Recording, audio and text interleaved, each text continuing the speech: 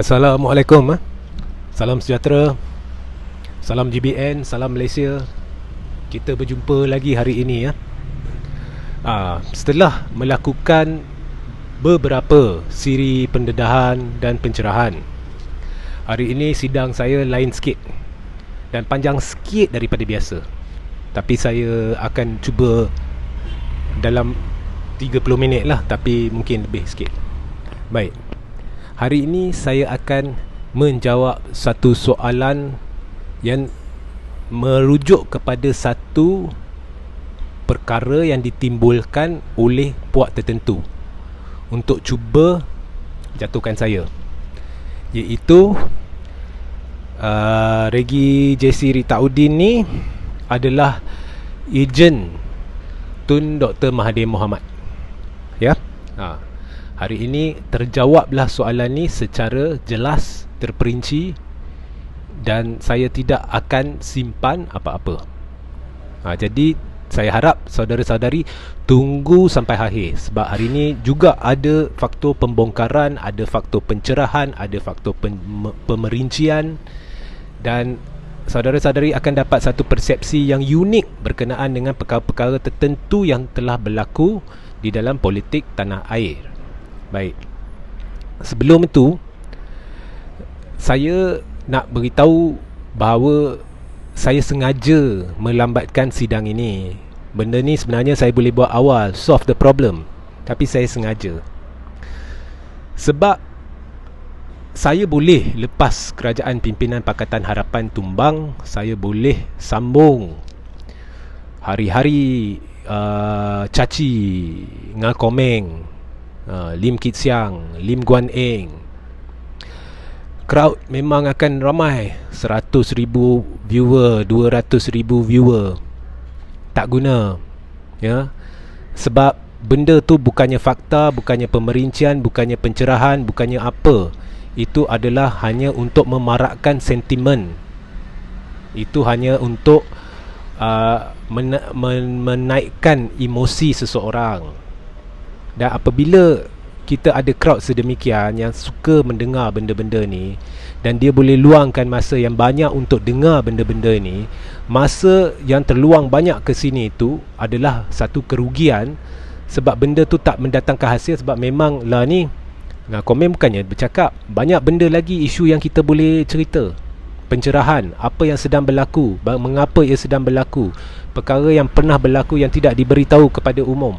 Benda-benda tu seharusnya diceritakan, bukannya nak cerita benda yang orang dah tahu, cuma dalam nada yang berbeza, cuma cerita baru agar nak make sure the audience is there. Tak guna. Tak guna. Sebab ini akan menimbulkan satu kepompong di mana orang akan duduk dan terhibur sambil tidak peka terhadap perkara-perkara lain.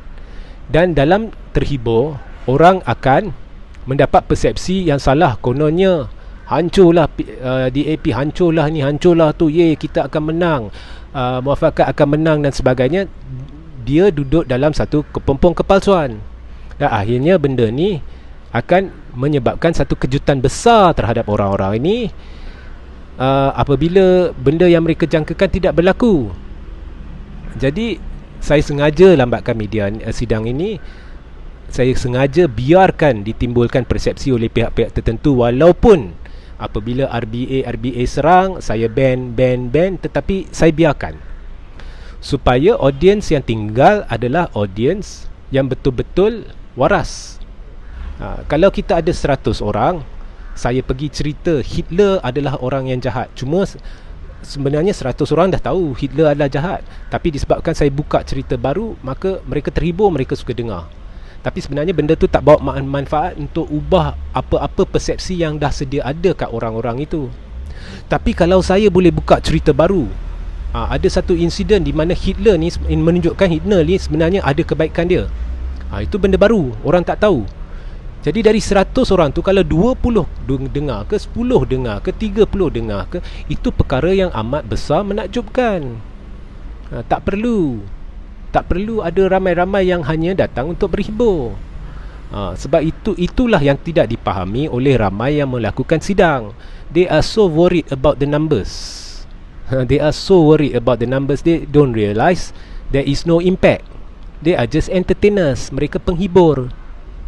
Di sini bila kamu datang, saya beritahu terus terang apa yang berlaku.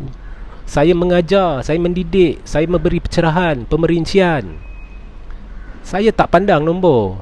I know impact yang ada pada apa yang saya buat. Baik, balik pada cerita Tun Dr. Mahathir. Adakah saya ejen Tun Dr. Mahathir? Sebenarnya apabila saya mulakan perjuangan saya ni, sebelum PRU 14, dah lama dah mula menulis dan sebagainya, saya termakan dengan cerita-cerita berkenaan dengan Tun yang saya akan ceritakan di hujung sidang ini. Forex scandal, ini, itu, maklumat pada masa tu connection saya dengan ahli-ahli politik dan sebagainya ni tak ada. Saya bergantung kepada pihak kedua, pihak ketiga, pihak keempat dan sebagainya. Jadi sayalah yang dulu membongkarkan yang Tun dengan Daim berjumpa di London dengan Ananda Krishnan dan 4 lagi tycoon dan bersetuju untuk mengeluarkan dana 2 bilion untuk membayar media-media bagi membuat persepsi palsu. Kemudian lama-lama, apabila lepas pilihan raya, apabila saya mula kaji balik cerita-cerita yang saya sendiri telah diberikan dan tulis, kebanyakannya either palsu ataupun ditokok tambah. Termasuk cerita yang saya tulis berkenaan Tun, sama ada palsu atau ditokok tambah. Okey. Apabila saya dapati benda ni, jadi saya mula kaji balik. Termasuklah daripada dululah memali, forex dan sebagainya. Kalau saudara-saudari ingat, lepas pilihan raya, apabila kerajaan pimpinan Barisan Nasional tumbang, sayalah paling lantang sekali cabar Tun dengan sidang-sidang media yang dihadiri oleh Star dan sebagainya. Sekarang saya memang buat live ni, saya tak panggil mana-mana media arus perdana dan sebagainya lah. Dah berhenti. Pada masa tu saya panggil, mereka rajin datang. Dan kemudian saya cerita, saya cabar Tun, hina Tun pun ada. Saya lah pernah keluar kenyataan. Saya mengaku tak perlu saya nak tipu sebab benda tu ada di YouTube. Saya telah pernah keluarkan kenyataan bahawa Tun, Mamak Kerala yang datang ke Malaysia ni duk buat kacau. Saya lah. Tun, Malaysia's greatest liar. Saya. Kemudian banyak isu melibatkan isu yang dibawa oleh Tun, iaitu yang sebelum pilihan raya, yang isu 2.6 bilion yang kononnya masuk ke dalam akaun peribadi Datuk Seri Najib Tun Razak. Yang itu saya cantas, tetapi perspektif yang saya cantas adalah berbeza dengan orang lain. Orang lain dia cuma nafi, tak, mana ada 2.6 bilion masuk, ataupun dia kata 2.6 bilion tu memang Najib pulangkan. Yang itu semua tak penting bagi saya, sebab saya bukannya Najib dan saya tak tahu. Perspektif yang saya fokus adalah MACC, di mana ada satu kertas siasatan yang dikeluarkan oleh Muhammad Syukri Abdul, bekas ketua MACC, pada tahun 2015, di mana jelas dia penemuan-penemuan MACC pada ketika itu adalah kemasukan 2.6 bilion itu adalah direstui oleh Tan Sri Zeti Akhtar Aziz. Jadi saya serang Zeti, saya serang Syukri. Saya buat laporan-laporan polis, saya buat sidang-sidang media. Saya ingat lagi, sidang media pertama yang saya buat, Datuk Lokman Adam duduk sebelah saya. Ya, dia duduk sebelah saya sebagai tetamu saya. Tetapi selepas sidang tu dia bawa lah hal isu dia lah. Okey.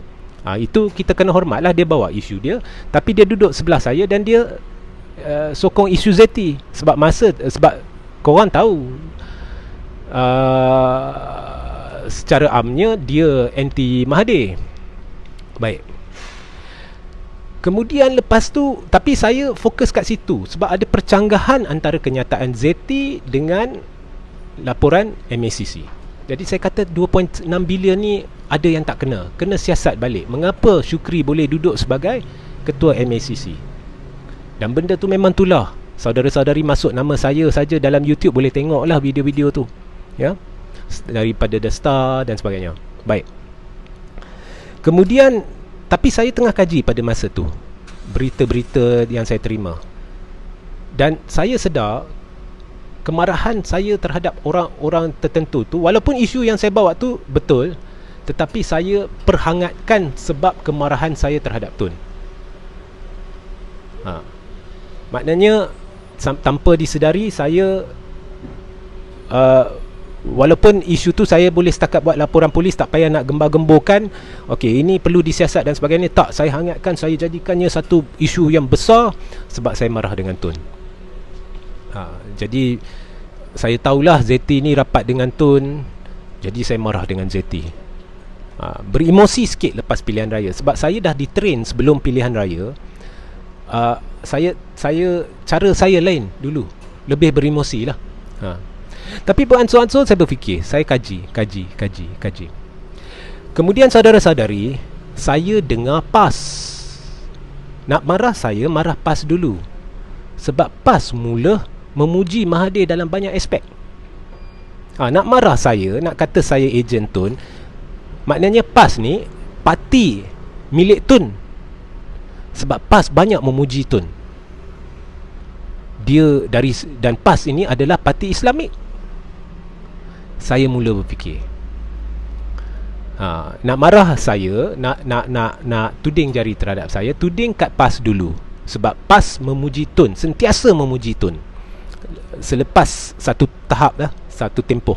Sebelum tu memang PAS pernah kritik Tun pun banyak kali, tapi lepas satu tempoh tiba-tiba memuji Tun. Kemudian beransur-ansur saya pun dah adalah jaringan saya sendiri, di mana info-info yang saya dapat ni semuanya tepat. Kemudian saya mula sedar bahawa PAS sebenarnya sedang berbincang dengan kem Tun, orang-orang Tun. Dan orang yang mengetuai perbincangan itu adalah Datuk Taqiyuddin Hassan. Dan ianya ke arah perpaduan ummah menyeluruh. Tetapi perpaduan ummah menyeluruh dan perpaduan sejagat. Dia tak pinggirkan China, dia tak pinggirkan India, tapi perpaduan menyeluruh lah. Dari segi ummah pun ada, dari segi masyarakat majmuk pun ada, penyeluruh. Saya fikirkan, benda tu betul. Sebenarnya dalam senyap Tun tengah buat kerja. Di luar, kemudian saya kaji, saya nak maklumat tepat.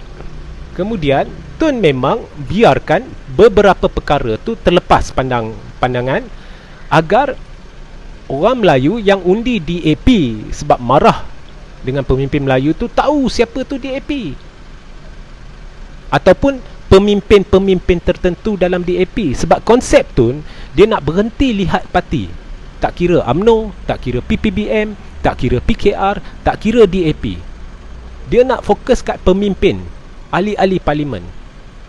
Sebab itulah matlamat jangka panjang dia adalah untuk mengikut betul-betul tafsiran perlembagaan yang buta parti. Sebab dalam perlembagaan, pemilihan menteri-menteri dan jemaah menteri dan sebagainya, dan Perdana Menteri, tidak ada sangkut pautnya dengan parti. Sebab perlembagaan persekutuan, saya dah berulang kali kata, adalah buta parti. Dia adalah berdasarkan perwakilan individu-individu dalam parlimen, ataupun keahlian mereka sebagai yang berhormat dalam parlimen atau Dewan Rakyat. Dan bagi jemaah menteri juga Dewan Negara, kalau senator. Bukannya parti.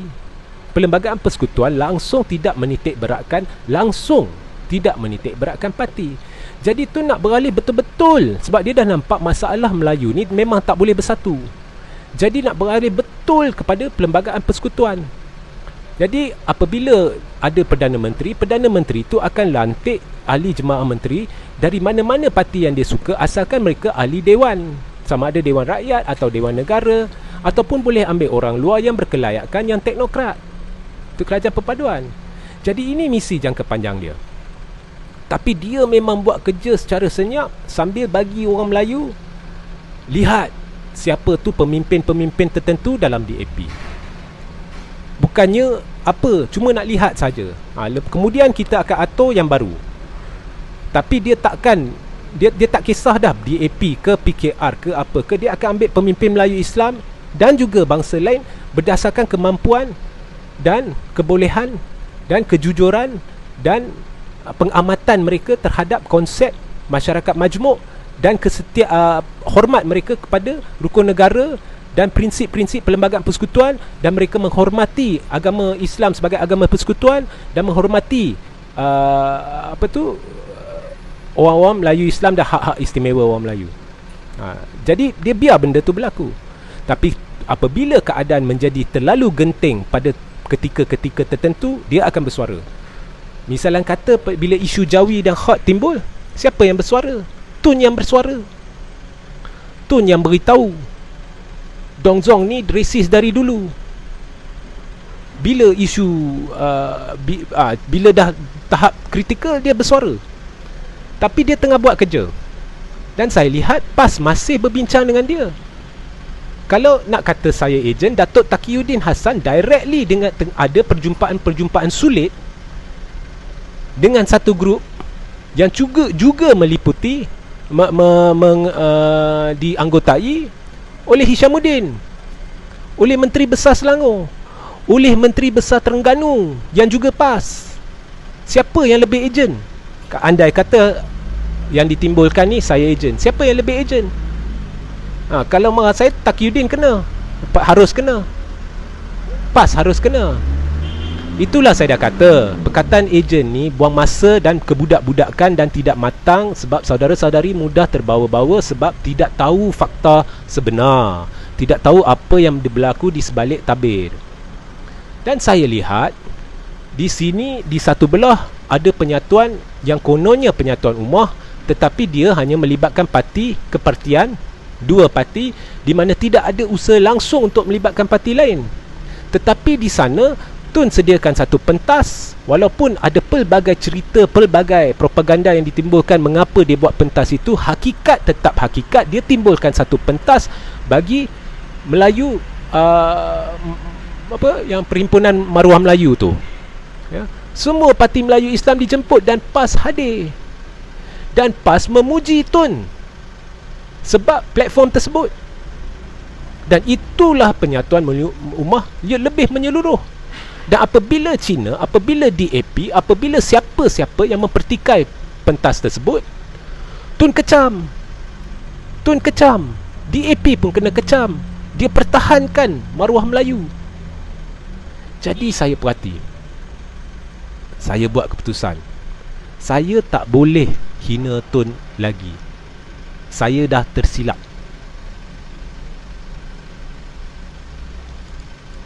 Kalau saudara-saudari tak setuju benda ni, maknanya kalau saudara-saudari kecam saya, kecamlah Hadi Awang. Lepas kerajaan pimpinan Pakatan Harapan jatuh pun Hadi Awang memuji Tun, kata jasa Tun tak boleh diabaikan. Kecamlah Hadi Awang. Kecamlah Taqiyuddin yang secara terus terlibat dalam rundingan-rundingan ke arah kerajaan perpaduan. Kecamlah Menteri Besar Terengganu yang terlibat bersama Taqiyuddin dalam misi tersebut. Nampak tak propaganda yang ditimbulkan? Jadi persoalannya, mengapa propaganda tu ditimbulkan terhadap saya? Sebab puak tertentu tu, dia nampak, dia kononnya nak penyatuan, tapi bila dia nampak Tun sedang bergerak ke arah penyatuan meluruh tu, dia rasakan Tun tu dah jadi ancaman. Jadi dia nak make sure apa-apa yang silap berlaku tu orang Melayu tak perhati, tapi yang betul tu mereka tak perhati. Jadi mereka fokus kat retorik benda lampau. Tun bersekongkol dengan DAP, Tun bersekongkol dengan DAP, Tun bersekongkol dengan DAP. Tahu tak mengapa tak masuk akal? Sebab mereka lupa sebut puak ni yang dulu attack Azmin, Semburit dan sebagainya. Perasan tak mereka tak attack Anwar? Walhal Sama lah puak yang attack Azmin isu semburit tu, mereka kata Tun bersekongkol dengan DAP. Sekongkolnya Tun dengan DAP tu bermula tahun bila? Tahun 2000, tak silap saya 2016. Ya, secara rasmi lah. Sekongkolnya Anwar dengan DAP bermula tahun 98. Pada masa tu dah hampir 20 tahun. Lepas pilihan raya 2018 dah 20 tahun. Sekarang dah 22 tahun. Sekongkolnya Anwar dengan DAP adalah benar-benar untuk bersama DAP. Sekongkolnya Tun dengan DAP adalah untuk bagi Melayu kenali siapa itu DAP dan seterusnya menjurus ke arah keadaan perpaduan, bertunjangkan kepimpinan Melayu Islam yang menyeluruh, lebih menyeluruh, yang disertai oleh pemimpin PAS yang duduk semeja dengan dan berbincang dan merangka dan boleh kata berkomplot ke arah merealisasikan perkara tersebut. Bukan seorang pemimpin PAS, dua pemimpin PAS. Dan perkara itu tidak disenangi. Oleh itu mereka fokus kat Tun. Anwar dia lupa.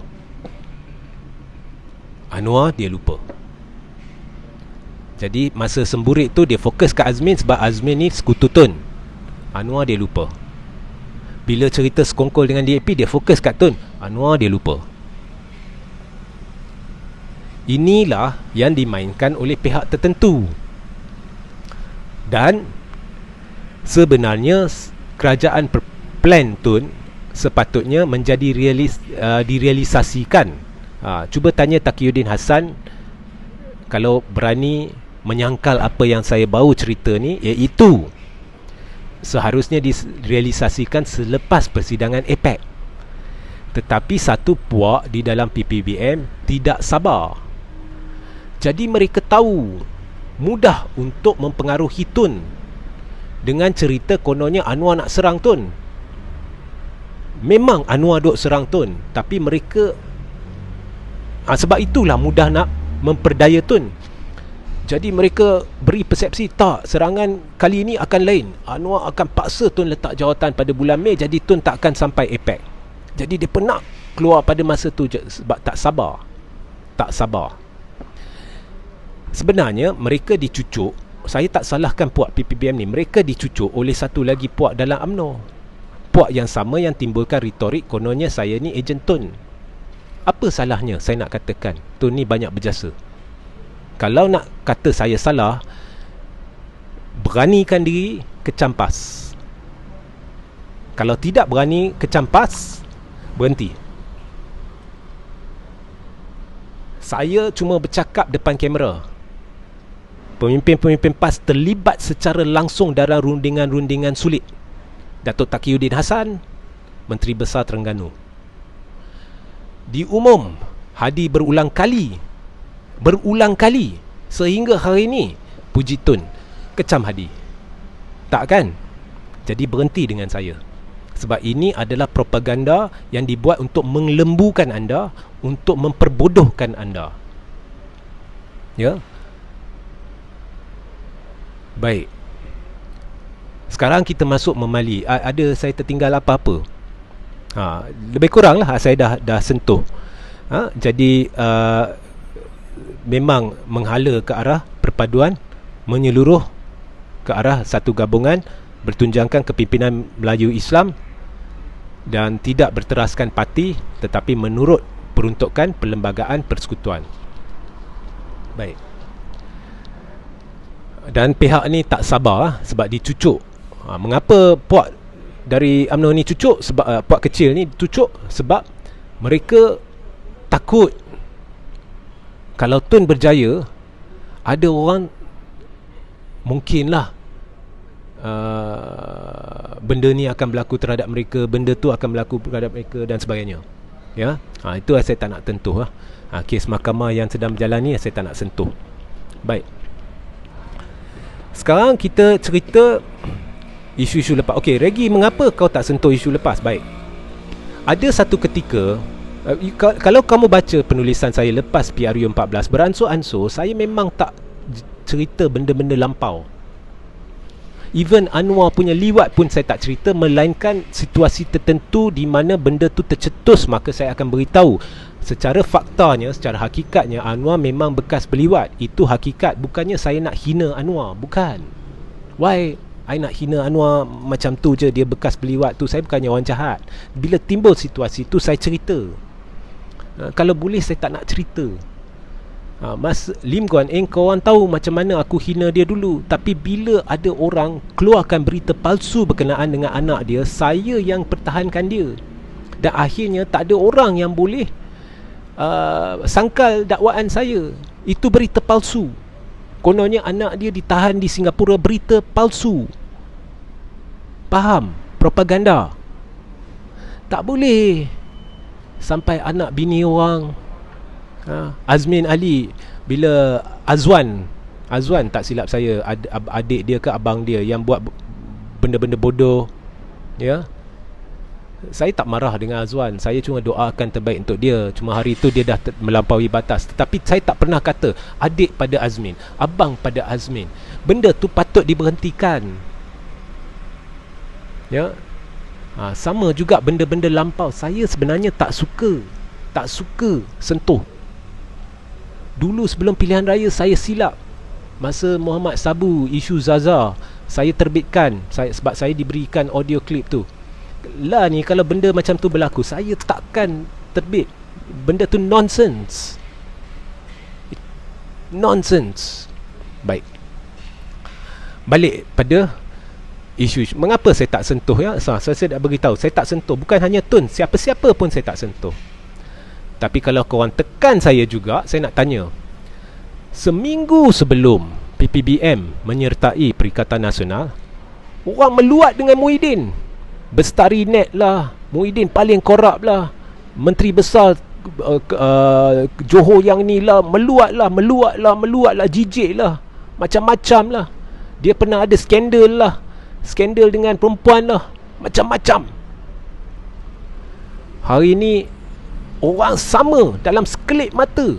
Lepas Sheraton, Muhyiddin Abah, dah bertukar status jadi Abah. Ini bukan saya menghina Muhyiddin, bukan. Ini tak timbul pun soal saya menghina Muhyiddin. Saya cuma nak jelaskan satu logik. Okey, itu Muhyiddin. Sekarang kita beralih kepada Anwar Musa. Ini saya buat satu eksperimen. Saya dah marah dengan audience, so saya buat satu eksperimen. Tahu tak saudara-saudari, lepas pilihan raya umum, sebenarnya sebelum pilihan raya umum pun orang dah meluat dengan DAP. Lepas pilihan raya umum lagi meluat. Pilihan raya umum berlaku bulan Mei.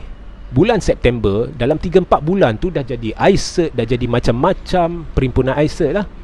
Memang orang dah marah gila dengan DAP. Pada masa itulah kemarahan tinggi.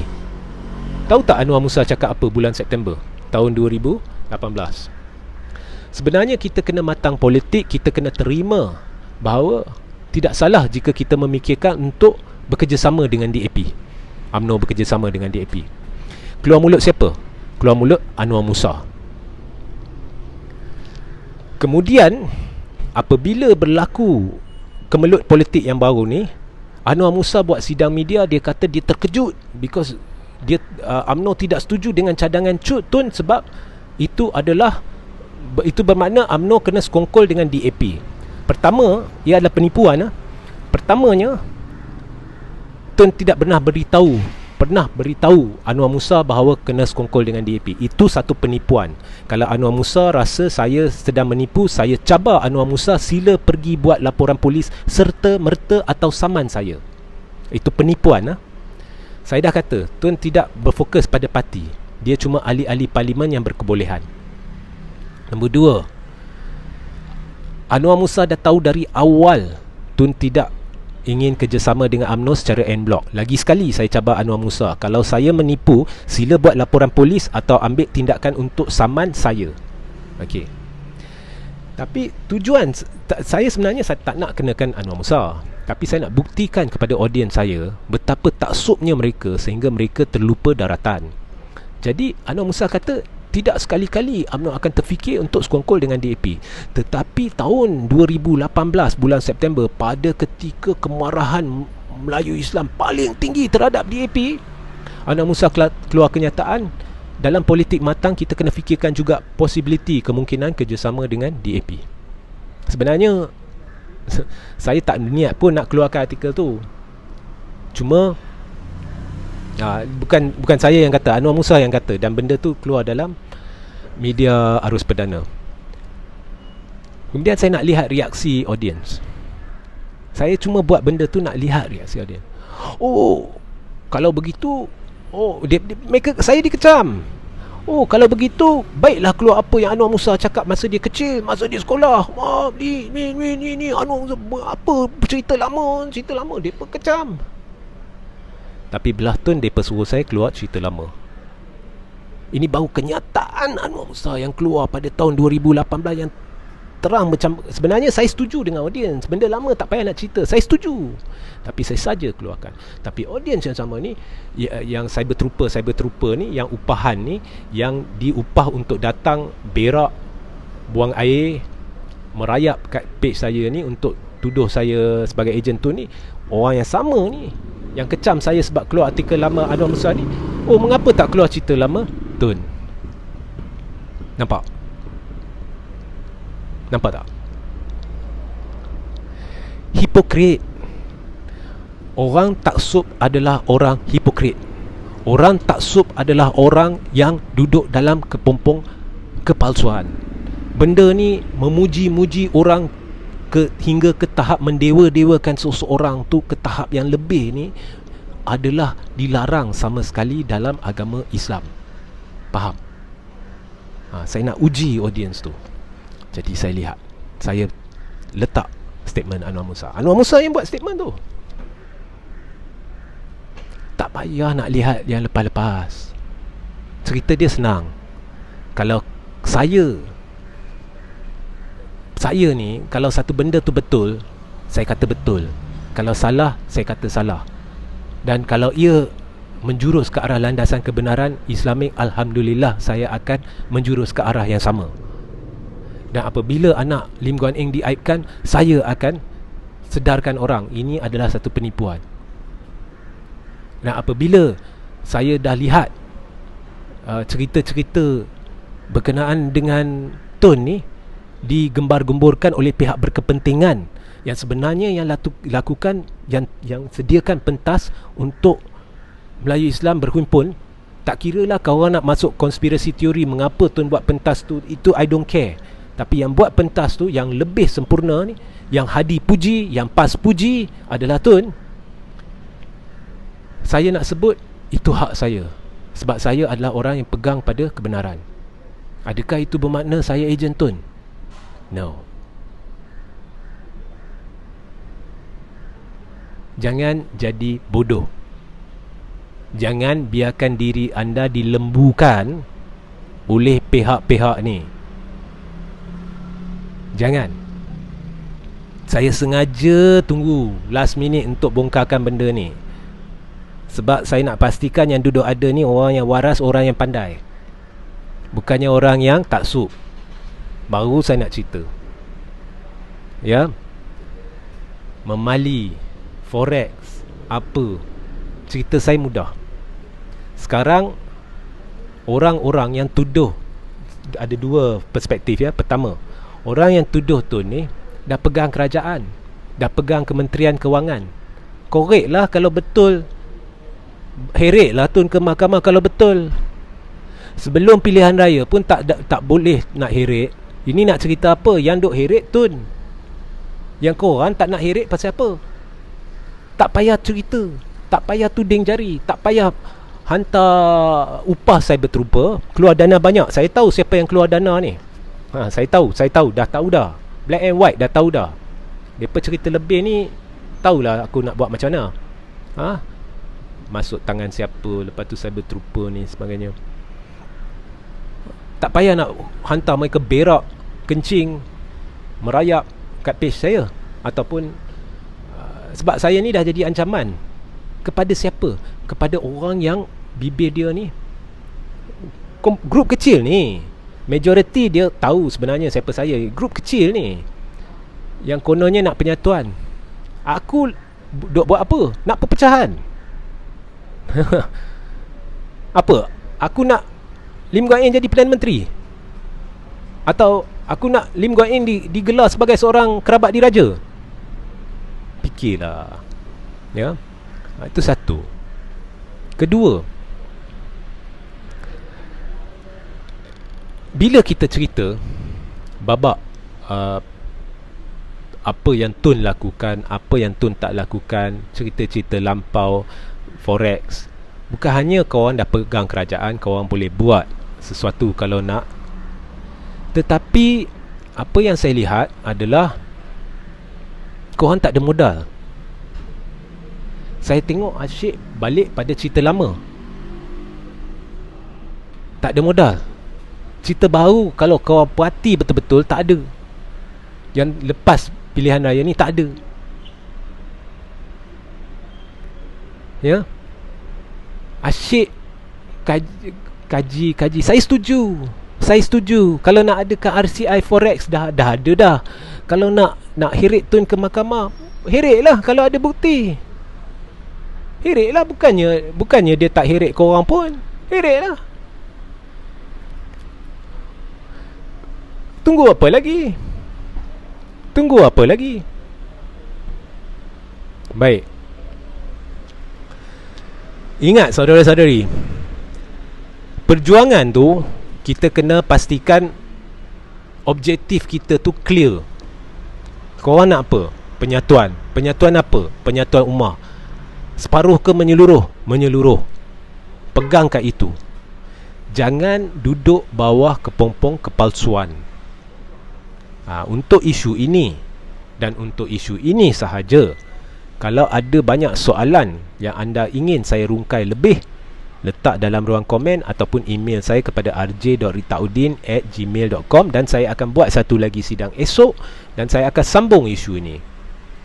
Tetapi ingat, PAS bukan bodoh, Hadi Awang bukan bodoh, Taqiyuddin Hassan bukan bodoh, Menteri Besar Terengganu bukan bodoh. Kalau saya ejen Tun, mereka lagilah ejen Tun. Faham? Ya? Benda ni tak timbul pun soal ejen-ejen ni semua. Kalau kau nampak orang duk cerita macam tu, bagi saya tu dah tahap munafik dah. Dia tak pegang pada objektif, landasan. Dia pegang pada branding. Ini kita kena brand macam ni, orang ni kita kena brand macam tu, supaya semua orang benci dia ni, suka dia ni dan sebagainya. Tahap munafik tu, dia mencabar keimanan orang. Dan orang-orang aku tengok keimanan mereka pun memang tercabar. Ya. Baik, sehingga kita berjumpa esok. Jangan lupa sertai saluran Telegram saya, link dia di bawah, ataupun YouTube saya. Saya akan beransur-ansur beralih ke YouTube, iaitu YouTube Regi Jesse Ritaudin, link di bawah. Assalamualaikum warahmatullahi wabarakatuh. Salam sejahtera, salam GBN, salam Malaysia.